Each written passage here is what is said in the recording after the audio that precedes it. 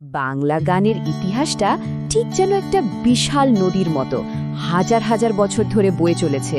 কখনো তার স্রোত খুব শান্ত, কখনো আবার একেবারে উত্তাল, কিন্তু তার চলাটা কখনো থামেনি। আজ আমরা এই নদীর উৎস থেকে একেবারে আজকের মোহনা পর্যন্ত পুরো যাত্রার গল্পটাতেই ডুব দেব। ভাবুন তো একবার, যখন ভাষাও তৈরি হয়নি তখনও কিন্তু সুর ছিল। মানুষের আনন্দ, কষ্ট, প্রার্থনা, ভয় সবকিছু প্রকাশই হতো এই সুর দিয়ে।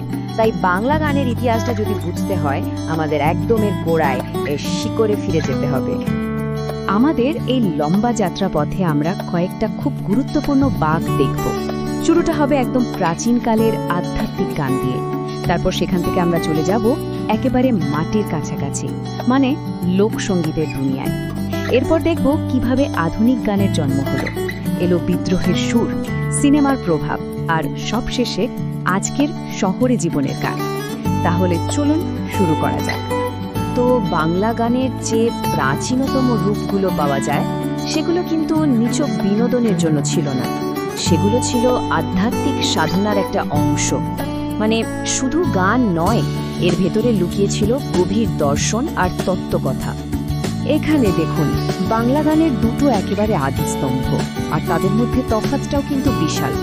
একদিকে চর্যাপদ, যা ছিল বৌদ্ধ সাধকদের একান্ত ব্যক্তিগত সাধনার জিনিস। এর ভাষাটা বেশ রহস্যময়, যাকে বলা হতো সন্ধে ভাষা। মানে এর একটা বাইরের অর্থ আর একটা গভীর ভেতরের অর্থ। অন্যদিকে শ্রীকৃষ্ণ কীর্তন দেখুন, এটা একটা আস্ত নাটকের মতো। রাধা, কৃষ্ণ আর বড়াইয়ের গল্প নিয়ে তৈরি, যা সবার সামনে গেয়ে অভিনয় করা হতো। মানে একটা গান অন্তর্মুখী সাধনার, আর অন্যটা বহির্মুখী সবার জন্য। এরপর ধীরে ধীরে গান আর শুধু সাধকদের ব্যক্তিগত পরিসরে আটকে থাকল না। মঙ্গল কাব্যের মাধ্যমে স্থানীয় দেবদেবীদের মহিমার কথা ছড়িয়ে পড়ল মানুষের মুখে মুখে। পাঁচালীর সুরে রামায়ণ, মহাভারতের মতো বিশাল গল্পগুলো সাধারণ মানুষ নিজেদের ভাষায় শুনতে পেল। তবে সবচেয়ে বড় যে পরিবর্তনটা এলো, তা হল কীর্তন। বৈষ্ণব পদাবলীর যে প্রেম আর ভক্তিরস, শ্রী চৈতন্য তাকে একটা গণসঙ্গীতের রূপ দিলেন। আর এই কীর্তন বাংলায় একটা ভক্তি আন্দোলনের জোয়ার নিয়ে এলো। এবার তাহলে দেখা যাক, গান কিভাবে পুঁথি বা মন্দিরের চার দেওয়াল পেরিয়ে একেবারে বাংলার মাটি আর সাধারণ মানুষের জীবনের সঙ্গে মিলেমিশে একাকার হয়ে গেল। লোকসঙ্গীতের এই যে চারটে ধারা, এগুলোকে বলা যেতে পারে বাংলার আত্মার চারটে ভিন্ন ভিন্ন রূপ। ভাটিয়ালি হলো নদীর বুকে ভেসে যাওয়া মাঝির একলা মনের সুর। বাউল হলো নিজের ভেতরেই মনের মানুষ বা ঈশ্বরকে খোঁজার গান। ঝুমুর হলো রাঢ় বাংলার মাটির প্রাণবন্ত নাচ আর গান। আর সারি গান, ওটা হলো একসাথে কাজ করার গান। ওই যে নৌকা বাইচ বা ধান কাটার সময় সবাই মিলে যে গানটা গায়, সেই সম্মিলিত শক্তির সুর। প্রত্যেকটা সুরের সঙ্গেই কিন্তু মাটির গন্ধ লেগে আছে। সেই সময় গান কিন্তু শুধু শোনার জিনিস ছিল না, হয়ে উঠেছিল একটা সামাজিক উৎসব। যেমন ধরুন কবি গানের আসর, দুজন কবিয়াল মঞ্চে উঠে গানের মাধ্যমে একে অপরের সঙ্গে তর্ক জুড়ে দিতেন, মানে যাকে বলে সুরের লড়াই। এটা ছিল বুদ্ধি আর প্রতিভার এক অসাধারণ খেলা। আর অন্যদিকে ছিল যাত্রা। পৌরাণিক বা ঐতিহাসিক গল্পগুলো গান, নাচ আর অভিনয়ের মাধ্যমে একেবারে জীবন্ত হয়ে উঠত মানুষের চোখের সামনে। 19 শতকে এসে বাংলা গানের ইতিহাসে একটা বিরাট পরিবর্তন এলো। কলকাতা শহরকে কেন্দ্র করে জন্ম নিল এক নতুন ধরনের গান। উত্তর ভারতের শাস্ত্রীয় সঙ্গীতের সঙ্গে বাংলার নিজস্ব সুরের মিলনে তৈরি হলো এক নতুন ধারা, আর জন্ম নিলেন আধুনিক বাংলা গানের স্থপতিরা। এই স্লাইডটা কিন্তু খুব গুরুত্বপূর্ণ, কারণ এটা বাংলা গানের একটা সন্ধিক্ষণ দেখাচ্ছে। খেয়াল করে দেখুন কিভাবে উত্তর ভারতের বড় বড় সাঙ্গীতিক শৈলীগুলো, যেমন টপ্পা, ধ্রুপদ, খেয়াল আর ঠুংরি, একে একে কলকাতায় এসে বাংলা গানকে একটা নতুন কাঠামো দিচ্ছে। মানে বাংলা গান তার নিজস্ব ক্লাসিক্যাল রূপ পাওয়ার জন্য একটা নতুন ব্যাকরণ খুঁজে পেল। এই ধারাগুলো শুধু নতুন সুর আনল না, গানের প্রকাশভঙ্গিতে একটা গভীরতা আর আভিজাত্য যোগ করল।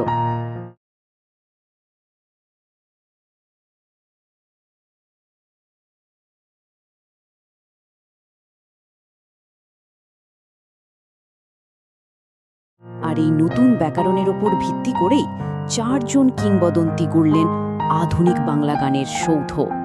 রবীন্দ্রনাথ তার গানে আনলেন সঞ্চারীর মতো নতুন কাঠামো আর সারা বিশ্বের সুরের ছোঁয়া। দ্বিজেন্দ্রলাল রায় গানে আনলেন কোরাস বা সমবেত কণ্ঠের শক্তি, যা দেশাত্মবোধক গানকে এক নতুন মাত্রা দিল। রজনীকান্ত সেনের গানে ভক্তি আর স্বদেশপ্রেম মিলেমিশে একাকার হয়ে গেল। আর অতুলপ্রসাদ সেন, তিনি ঠুংরির সঙ্গে বাউলের মতো লোকসঙ্গীত মিশিয়ে তৈরি করলেন এক অসাধারণ মিষ্টি সুরের ধারা। এই চারজন মিলেই বাংলা গানকে এক অন্য উচ্চতায় পৌঁছে দিলেন। বিংশ শতক যেন এক ঝড় নিয়ে এলো। এই সময়ে এলো নতুন রাজনৈতিক আন্দোলন, নতুন প্রযুক্তি আর এমন এক বিদ্রোহী কবির কণ্ঠ, যা বাংলা গানের গতিপথটাকে চিরদিনের জন্য পাল্টে দিল।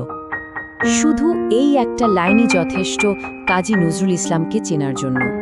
তার কাছে গান ছিল পরাধীনতার শৃঙ্খল ভাঙার সবচেয়ে বড় অস্ত্র। তার সুর আর কথায় যে আগুন ছিল তা ব্রিটিশ সাম্রাজ্যের ভিত পর্যন্ত কাঁপিয়ে দিয়েছিল। নজরুলের প্রতিভাটা একবার ভাবুন তো, কি অবিশ্বাস্য ব্যাপ্তি! একদিকে তিনি দেশের জন্য গান লিখে জেলে যাচ্ছেন, তাই তিনি বিদ্রোহী কবি, আবার তিনি বাংলায় গজলকে জনপ্রিয় করে তুলছেন। আর সবচেয়ে অবাক করার মতো ব্যাপার হলো, যে গভীরতায় তিনি ইসলামিক হামদ নাত লিখেছেন, ঠিক সেই একই দক্ষতায় লিখেছেন হিন্দু ভক্তিগীতি, শ্যামা সঙ্গীত।